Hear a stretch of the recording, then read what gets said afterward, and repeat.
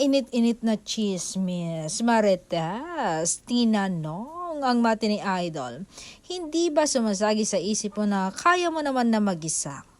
Huwag na yung love team.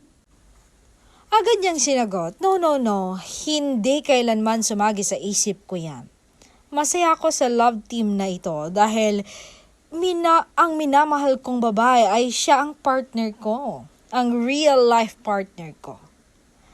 Ang babaeng minamahal ko. Hindi mangyayari yan. Sa pagiging love team, nagsimula ang aming love story. Forever na yan, dahil may forever kami.